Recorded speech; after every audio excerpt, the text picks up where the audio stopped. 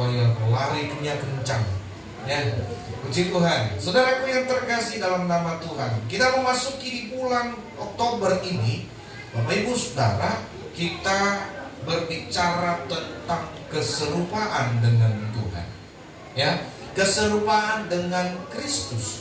Saudaraku, pujian tadi mengatakan bahwa, ya, masih ingat pujiannya tadi? Masih ingat pujiannya tadi atau liriknya yang saudara hafal? Hah? Ada yang bilang ubah hatiku, ada yang bilang ku mau jadi sepertimu. Siapa lagi yang ingat? Nggak ada yang ingat. Lagu tadi nggak ada yang tahu. Nggak ada yang tahu. Lagu tadi ada yang tahu nggak? Tadi semua nyanyi loh. Jangan-jangan nyanyinya begitu doang tadi. Saudaraku yang terkasih, ubah hatiku seperti hatimu. Begitu. Biar mataku seperti matamu. Ya, saudaraku yang terkasih, ini adalah sesuatu yang luar biasa. Kenapa? Karena memang itulah satu kerinduan yang harus kita miliki sebagai orang percaya sebenarnya. Ya, kerinduan kita menjadi serupa dengan Kristus. Bulan kemarin kita membahas tentang apa? Hah? Bulan kemarin kita membahas tentang halo. Bulan kemarin. Hah? Bulan kemarin apa? Kristus sebagai dasar. Kristus menjadi dasar kehidupan orang percaya. Nah, Bapak Ibu Saudara, kalau pondasinya sudah Kristus, maka hidupnya harus seperti Kristus. Ya, oleh sebab itu selama 1 bulan ini kita akan sama-sama, ya, kita akan sama-sama akan melihat, kita akan sama-sama akan belajar bersama-sama bagaimana kita menjadi serupa dengan Kristus. Nah, saudaraku yang terkasih dalam nama Tuhan, kita membuka dulu di dalam Roma 8 ayatnya yang ke-29. Roma 8. Sudah? Roma 8 ayatnya yang ke-29. Sudah? Kita baca ini sama-sama karena satu ayat. Saudaraku yang terkasih, kita boleh baca bersama-sama. 1, 2, 3. Sebab semua orang yang dipilihnya dari semula, mereka juga ditentukannya dari semula untuk menjadi serupa dengan gambaran anaknya, supaya ia anaknya itu menjadi yang sulung di antara banyak saudara. Amin. Saudaraku yang terkasih, sekali lagi saya baca saudara simak dengan baik. Sebab semua orang yang dipilihnya dari semula, mereka juga ditentukannya dari semula untuk menjadi serupa dengan gambaran anaknya, supaya ia anaknya itu menjadi yang sulung di antara banyak saudara. Saudara, kehidupan orang percaya bukan hanya soal menerima keselamatan. Ya, ini sering kita bahas. Tidak hanya berbicara tentang kita soal menerima keselamatan, tetapi juga bertumbuh, ya, menuju keserupaan dengan Kristus. Kita harus bertumbuh. Tidak hanya terima selamat lalu kemudian selesai, tidak. Tetapi kita harus bertumbuh ke arah di mana kita akan menjadi serupa dengan Kristus. Serupa bukan berarti wajah kita sama seperti Kristus, ya. Nah, kalau gambar Yesus itu punya jenggot, punya rambutnya panjang, nanti semua ini pulang. Oh, kalau begitu sepanjang bulan ini kita nggak usah potong rambut biar panjang, jenggot berat, supaya kita serupa dengan Kristus. Bukan seperti itu. Saudaraku yang terkasih, keserupaan dengan Kristus itu adalah bagaimana karakter Kristus kita hidupi di dalam kehidupan kita. Sehingga orang melihat kita sudah melihat Kristus hidup di dalam hidup kita. Nah, ketika Allah merancang agar setiap anaknya dibentuk, semakin hari semakin serupa. Artinya Allah merancang kita, setiap hari kita dibentuk hari lepas hari, supaya kita semakin serupa dengan Kristus. Saudara, di mana kita dibentuk? Ya, hari lepas hari, ketika kita menghadapi masalah, ketika kita menghadapi tantangan, ketika kita menghadapi kesulitan, bagaimana cara kita menghadapinya? Apakah kita tetap dekat dengan Tuhan atau tidak? Ini yang menjadi keharusan di dalam hidup kita.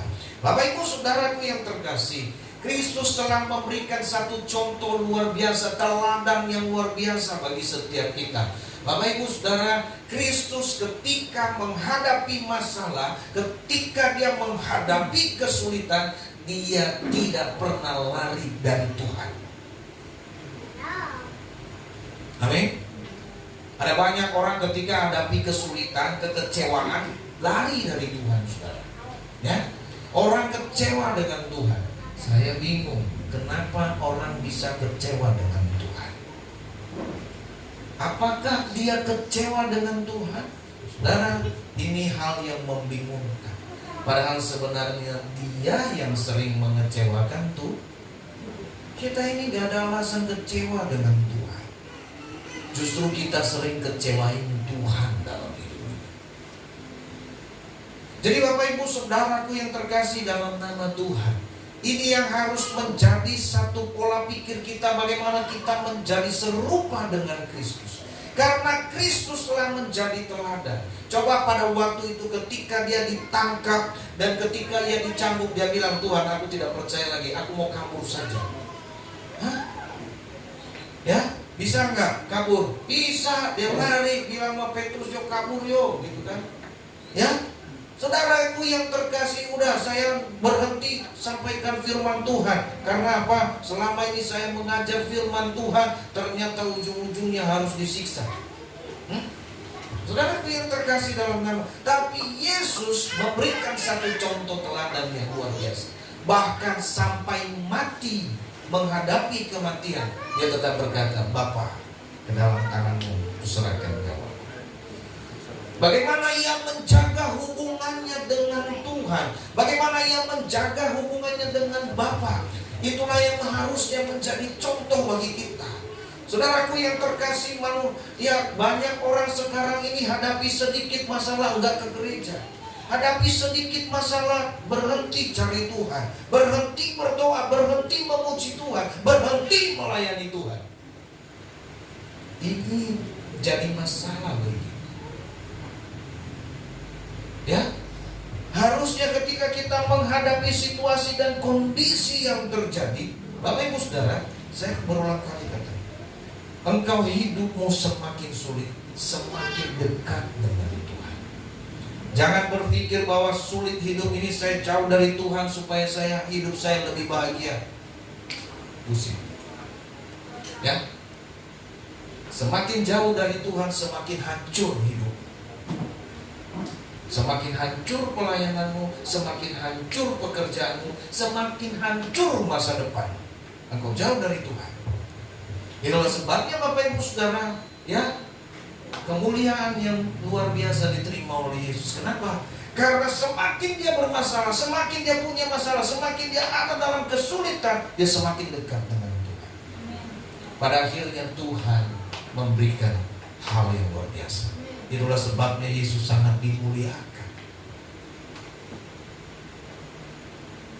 Inilah yang harus menjadi kehidupan kita. Nah, firman Tuhan katakan tadi, saudaraku yang terkasih, bahwa kita dipilih dari semula, ya, dan ditentukannya juga, ya, dari semula untuk menjadi serupa. Saudaraku yang terkasih, kita serupa dengan Yesus, serupa dalam pikiran, kasih, karakter maupun perbuatan kita. Itu yang Tuhan inginkan. Keserupaan ini bukan hasil usaha manusia. Ingat sekali lagi, keserupaan dengan Kristus bukan hasil usaha kita. Kita tidak mampu.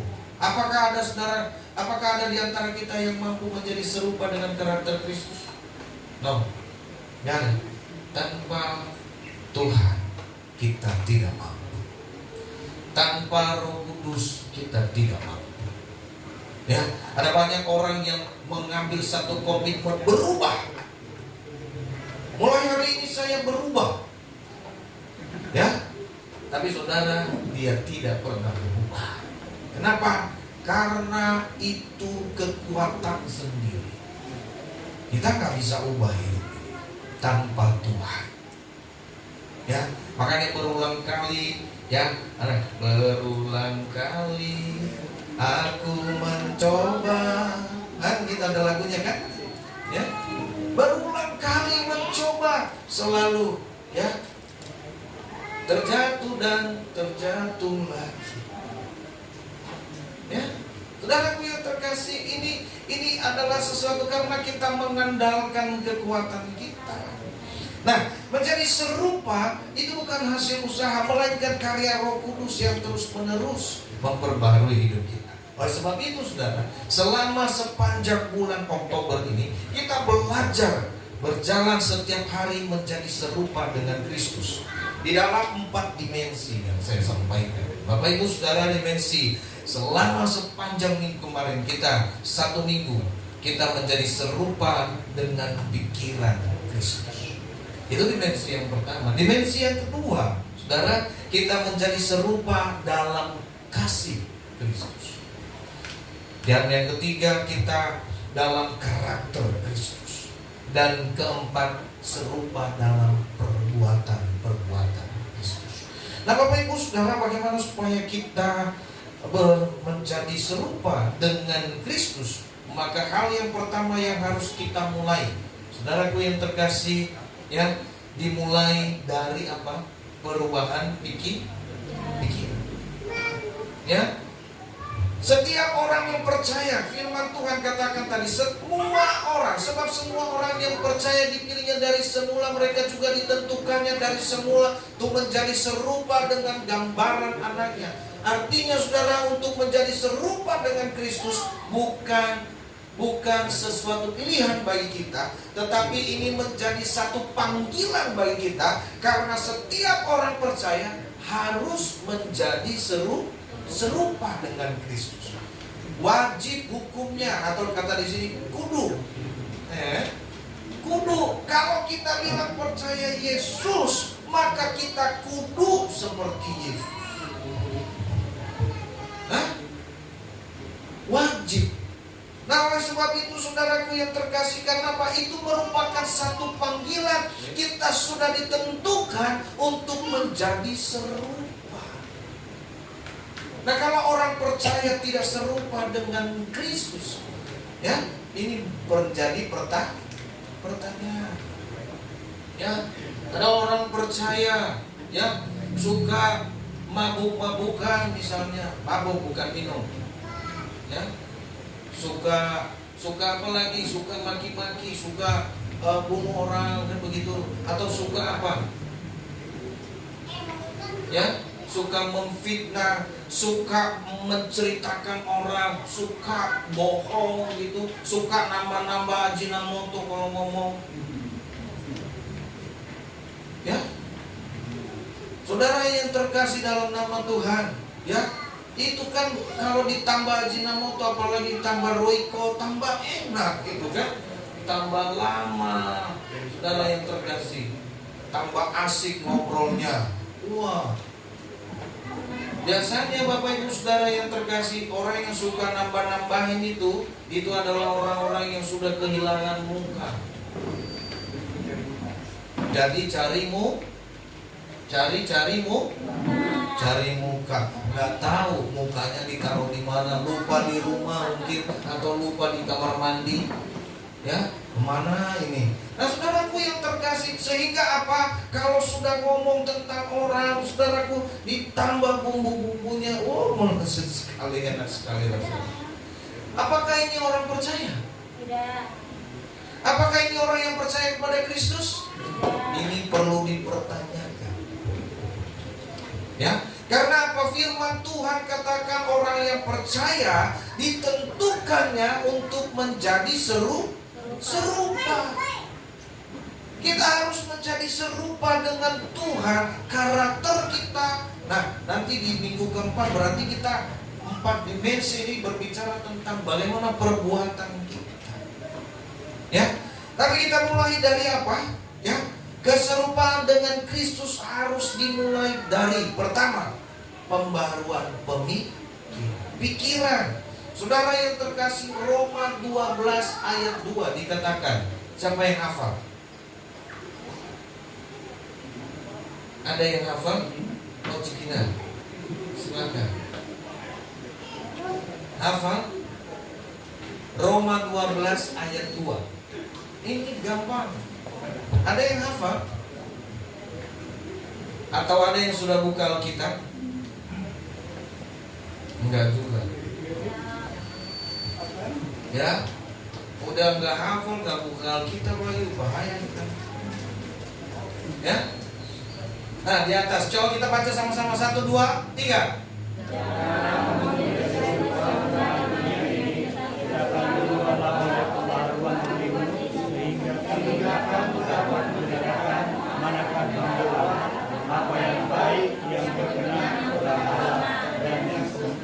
Amin.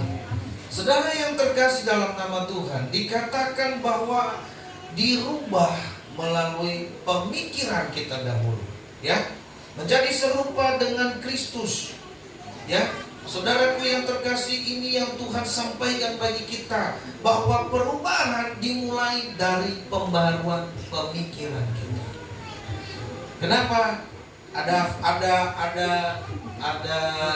satu kalimat berkata begini, bahwa ya, hidup kita ini ditentukan oleh pikiran kita. Ya, kalau pikiran kita, saudaraku, senantiasa positif, maka hidup kita ini akan lebih baik. Ya, akan lebih baik, tubuh kita juga akan lebih baik, lebih sehat, betul? Ya, coba. Nah, kalau misalnya saudara pikiran kita negatif, ya, hidup kita akan jadi negatif, ya, bahkan hidup kita, bahkan tubuh kita, bahkan wajah kita udah negatif. Coba lihat kiri kanan, ada wajah-wajah yang negatif nggak? Coba lihat kiri kanan, Kalau enggak, bilang, Pak, wajahnya ini lagi positif. Nah, ini yang di depan tuh yang lagi. Nah, ya. Lagi positif, ya. Saudara yang terkasih dalam nama Tuhan, ditentukan oleh pikiran kita. Nah, karena ini adalah sesuatu yang harus kita, maka kita harus bisa merubah pemikiran kita. Jangan kamu menjadi serupa dengan dunia ini. Ya, dunia ini, Bapak Ibu Saudara, mencari perkara, masalah, tapi Tuhan mencari, ya, ketika kita anak Tuhan, itu mencari damai sejahtera. Saudara yang terkasih, orang yang hidup baru di dalam Kristus harus berpikir dengan cara yang baru. Nah, saya pikir kita ini bukan lagi orang yang hidup baru, bukan lagi yang baru terima Yesus. Tetapi saya mau sampaikan, pikiran kita harus dirubah. Ya, ini yang paling penting, perubahan pola pikir ini. Kalau kita berpikir, Bapak Ibu Saudara, bahwasanya ibadah itu adalah sesuatu hal yang biasa, maka biasalah hidup. Pelayanan itu hal yang biasa, maka semuanya akan biasa. Bahkan kalau kita bilang tidak berarti, ya nggak berarti, ya saudara. Kembali kepada pemikiran kita. Itulah sebabnya pikiran dunia dan pikiran Tuhan itu bertolak belakang. Tidak akan pernah bisa ketemu. Ya.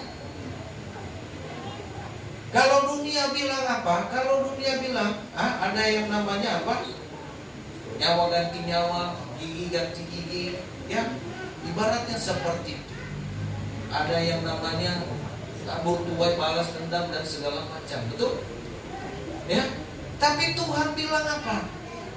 Ya, kasihilah. Bukan hanya kasih sesamamu, tapi musuh. Coba bayangkan, dunia terima nggak nih? Enggak. Bagaimana saya bisa kasihin musuh? Ya, ada juga ketemu saya ajarkan begitu. Ini bertolak belakang. Nah, ini pemikiran Kristus. Bagaimana dia mencari bagaimana supaya ada damai sejahtera. Kenapa saudara? Kalau yang namanya balas dendam itu tidak akan ada habisnya. Kalau yang namanya kebencian itu tidak akan ada ujungnya. Ya. Oleh sebab itu dirubah melalui, terutama diubah dari pikiran kita. Jadi seringkali dunia ini mempengaruhi hidup kita. Seringkali dunia ini menjauhkan kita dari Tuhan. Ya, kita sih nggak ngerasa, tetapi sepertinya kita semakin menjauh. Terkadang kita disibukkan oleh pekerjaan kita, terkadang kita disibukkan oleh kesenangan kita, ya. Terkadang kita disibukkan oleh pesta, ya, disibukkan, sehingga kita lupa, ya. Bahkan kita disibukkan sehingga kita nggak sempat baca firman Tuhan. Ini iblis. Ini caranya dia menjauhkan kita. Kita nggak ngerasa, tapi pada akhirnya kita sudah jauh. Ya, ada orang berkata, nggak perlu doa, nggak perlu ibadah, udah selamat ini. Justru orang yang sudah diselamatkan harusnya ibadah. Justru orang yang sudah diselamatkan harusnya berdoa.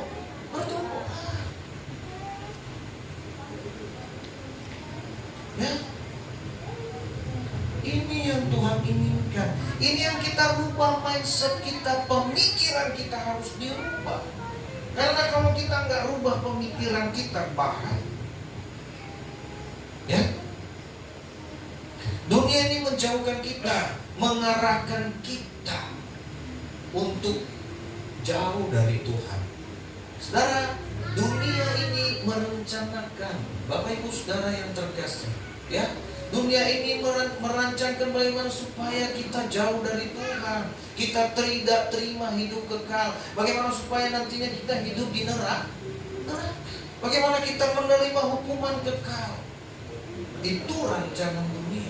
Bagaimana supaya masa depan kita hancur, itu dunia. Tapi Tuhan, ya, selalu merancang. Dikatakan rancanganku bukan rancangan. Ya, rancanganku adalah rancangan yang mendatangkan damai sejahtera. Ya, rancangan Tuhan adalah rancangan yang memberikan masa depan yang penuh dengan pengharapan. Oleh sebab itu, saudaraku yang terkasih dalam nama Tuhan, pikiran ini harus diperbaharui. Pikiran yang diperbaharui akan menuntun kepada tindakan yang benar. Kalau pikiran kita baik, maka tindakan kita baik. Ya. Semua dimulai dari pikiran kita. Oleh sebab itu penting untuk kita menjaga pikiran. Harus dibangun. Ya. Keserupaan dengan Kristus itu dimulai dengan kita sama sepikiran dengan Kristus. Kristus itu hanya memikirkan apa? Apa yang menyenangkan hati Bapa. Bukan apa yang menyenangkan diri saya. Tapi apa yang menyenangkan Tuhan. Kalau saya begini Tuhan senang gak ya? Kalau saya yang mengasihi ini, Tuhan senang gak ya? Kalau saya lagi membenci ini, Tuhan senang gak ya? Jadi kita mencari apa yang menyenangkan Tuhan. Ya, kalau saya memaki, Tuhan senang gak ya? Ya kan? Seperti itu. Apakah Tuhan senang? Ya, Bapak Ibu Saudaraku yang terkasih, masalah pasti ada dalam hidup kita. Tapi kita harus memikirkan bagaimana menyenangkan Tuhan. Ya, karena kalau kita berusaha untuk menyelesaikan masalah, sampai Tuhan Yesus datang, masalah tidak pernah selesai. Kita hanya mungkin berkata, oh selesai satu perkara, muncul lagi, belum selesai. Ya, Bapak Ibu Saudara, itu untuk melatih apa? Untuk melatih kita. Selesai satu perkara tambah dua perkara, dua perkara, tiga. Semakin kita bisa atasi 3, 4 dikasih. Ya, kalau kita bisa atasi 4, 5, Tuhan kasih buat kita. Ya, sehingga ada banyak orang terakhir yang banyak banget masalah rumah. Padahal dia nggak menyadari sebenarnya dia bisa menyelesaikan. Ya, makanya pikiran kita harus, ya, saudaraku yang terkasih, itu yang kedua, hanya 2 saja. Ya, karena kita hari ini banyak acara. Hari ini setelah ini kita akan juga meresmikan pospei kita yang ada di Cilengsi. Bapak Ibu Saudara berdoa supaya mereka bisa berjalan dengan baik, ya, sehingga nanti bisa mandiri seperti kita. Ya, kita berdoa supaya mereka juga, ya, lalu mereka juga nanti ya berdoa supaya ada lagi GGP yang lain. Ya, nah Bapak Ibu Saudara, ya, hari ini yang kedua adalah kerendahan hati. Keserupaan dengan Kristus itu juga dimulai dari kerendahan hati.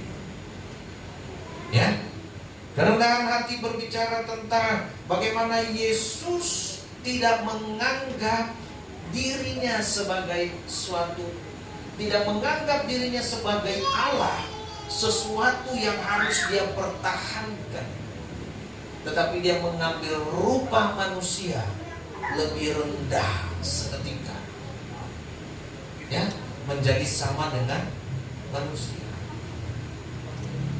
Apakah dia tidak bisa, ya, datang ke dalam dunia ini, ya, tetap sebagai Allah? Bisa, saudara. Tapi manusia akan mati, ya, karena tidak ada satu orang pun yang sanggup melihat Tuhan. Bahkan ketika dia bertemu dengan Musa, Musa harus menutup mukanya, karena kalau tidak mati. Oleh sebab itu saudaraku yang terkasih, dari kebesarannya itu, dari kemegahannya itu, Allah itu mau rendah sama seperti manusia. Demikian kita sebagai orang-orang yang percaya kepada Kristus, kita harus juga punya yang namanya kerendahan hati. Ya, kerendahan hati ini dimulai, saudaraku yang terkasih, terlihat bagaimana kita taat dengan Tuhan. Orang yang rendah hati itu pasti taat. Orang yang tidak taat itu adalah orang yang sombong. Kenapa dia merasa hebat, dia merasa tahu, dia merasa segala-galanya, ya, sehingga apa? Mohon maaf, ya kan? Dia nggak mau disuruh apapun, nggak mau. Kenapa? Karena dia di atas segala-galanya. Cocoknya lagu dia lah segalanya, enggak, bukan dia bagiku, ya, dia bagimu, gitu. Saudaraku yang terkasih dalam nama Tuhan, orang yang rendah hati itu rela melakukan apa yang memang menyenangkan hati itu Tuhan. Ya, jangan boro-boro baru disampaikan ada sesuatu, kita punya kegiatan, aduh saya sakit mah. Nggak ada orangnya di sini. Nah, saya puyeng Pak. Mau gotong royong, kita nanti mau gotong royong. Pas harinya, aduh kaki pegel. Banyak alasan. Orang yang nggak taat itu banyak alasan. Sebenarnya cuma satu, nggak taat doang. Ya, banyak alasan. Ya, orang kalau nggak ini kan pasti banyak alasan. Tapi kalau taat nggak pernah ada alasan. Ya, saudara yang terkasih dalam nama Tuhan. Ya, ada satu begini. Saya sangat menghargai, ya, ada satu bapak rohani kita, saudara yang terkasih dalam nama Tuhan. Saya nggak pernah bilang tidak. Kalau dia bilang minta toh, nggak pernah. Kalau sesibuk apapun saya tetap saya bilang bisa, dan saya akan usaha. Ya. Karena apa? Pertama, saya tidak mau menyinggung perasaan, dan saya akan tetap usaha. Kalaupun nggak seperti yang dia bilang, saya dan waktu hari itu pasti bisa, tetapi mungkin jamnya beda.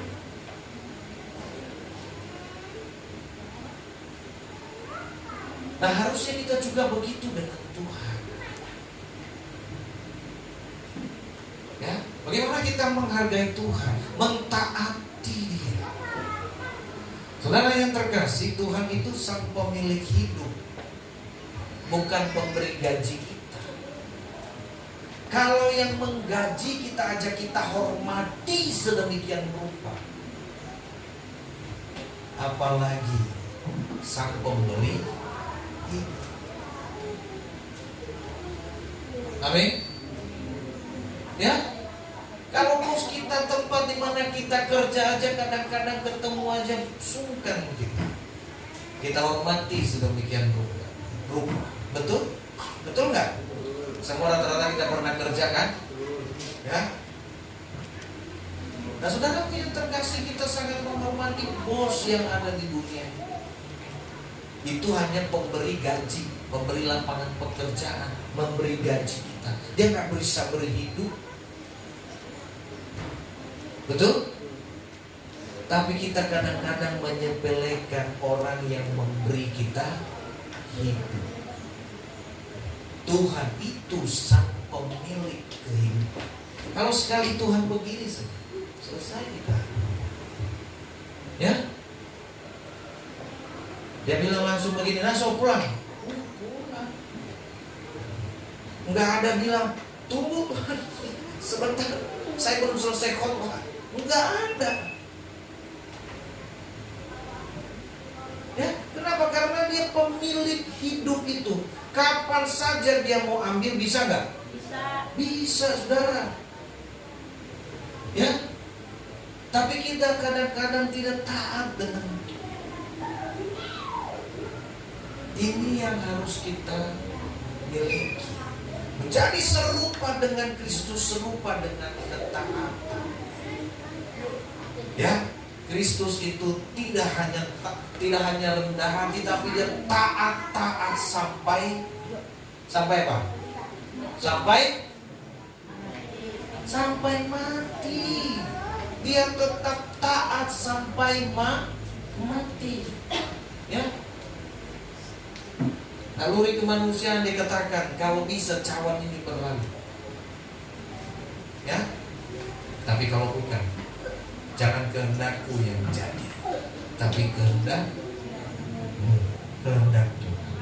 Itulah sebabnya saudaraku yang terkasih dalam nama Tuhan, yang menanggung penderitaan sampai ia taat sampai mati. Itu yang saya katakan tadi, bahkan sampai mati dia tetap berkata, Bapa, ke dalam tanganmu kuserahkan. Artinya dia masih menjalin hubungan sedemikian hebatnya kesulitan yang sedang dialaminya, pergumulannya, tapi dia tetap komunikasi dengan Bapa. Ini yang luar biasa. Jadi Bapak Ibu Saudaraku yang terkasih dalam nama Tuhan, hari ini kita sama-sama belajar tentang kebenaran firman. Saya dan saudara belajar. Kita mau belajar sama-sama bagaimana kita menjadi serupa dengan Tuhan. Mulai hari ini kita rubah mindset kita, pikiran kita serupa dengan Kristus, yaitu memikirkan apa yang menyenangkan Tuhan. Amin. Amin. Pikirkan apa yang menyenangkan Tuhan. Pak, kalau saya kasih rumah buat Tuhan, senang nggak? Belum tentu. Kalau situ nggak ikhlas, betul nggak? Ya, mau kasih segudang, kalau nggak ikhlas juga uang segala macam, kalau tidak murni dari hati kita, itu juga percuma. Ya, saya mau ibadah, Tuhan senang nggak? Senang Tuhan kita ibadah. Tapi masalahnya kamu datang ibadah untuk apa? Ya, pikiran kita harus dirubah, dimulai dari pemikiran kita. Hal yang kedua, jadi serupa dengan Kristus. Ya, kita harus punya kerendahan hati. Seperti apa? Seperti Kristus rendah hati. Ya, kerendahan hati dilihat dari mana? Saudara, ketaatan. Ya, itu hal yang harus kita nanti di minggu kedua, minggu ketiga, minggu keempat kita akan tetap belajar.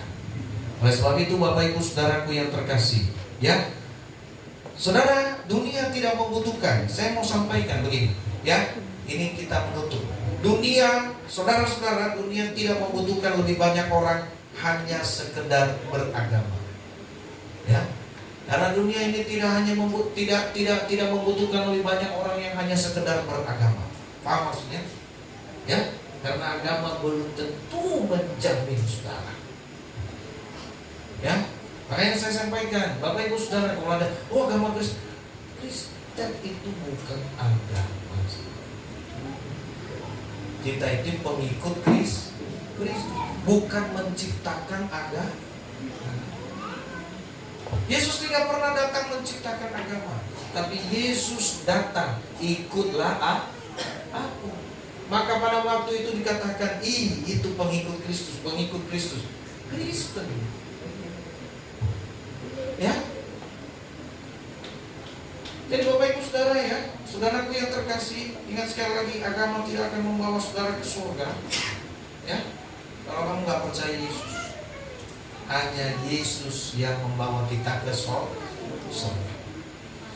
Ya, nah oleh sebab itu saudaraku yang terkasih, saudara-saudara, dunia tidak membutuhkan lebih banyak orang hanya sekedar beragama, tetapi dunia rindu melihat Kristus yang nyata di dalam kehidupan setiap kita.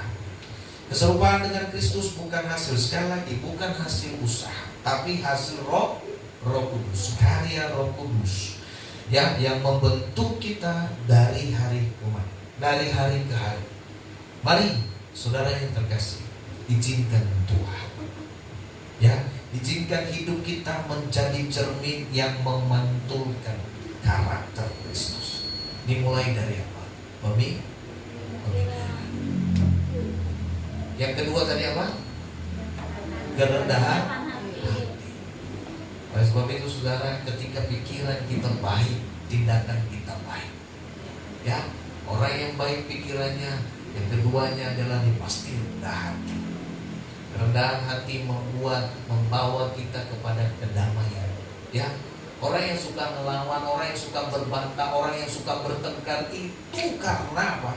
Nggak ada kerendahan hati. Tapi orang yang rendah hati apa? Ada statement dunia, mengalah untuk menang. Ya, saudara, mau kita berdebat sampai kiamat itu nggak akan selesai. Tapi hanya siapa yang menyelesaikannya? Hanya orang yang mengalah. Selesai. Kalau dia udah ngalah, selesai. Betul? Ya. Di keluarga yang sudah berkeluarga, kalau ada perdebatan, ngalah aja sahabat. Kalau nggak ngalah bahaya. Ya, yang pacaran misalnya, ya, kalau lagi cekcok, yang satu ngalah lah, gitu kan? Gitu. Ya, kan begitu. Apalagi yang mau nikah, ya, yang mau nikah itu kadang-kadang godaannya kencang sekali kan begitu. Harus ngalah. Ya, puji Tuhan. Jadi Bapak Ibu Saudaraku yang terkasih dalam nama Tuhan, ya, sehingga apa? Dari karakter Kristus orang akan berkata, aku melihat Kristus dalam hidup. Amin. Amin. Coba lihat kiri kanan. Saudara lihat Kristus tidak?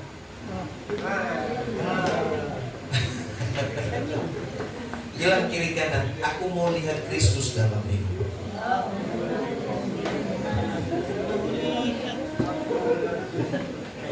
Haleluya. Puji Tuhan. Saudaraku yang terkasih, mari kita tundukkan kepala, kita berdoa.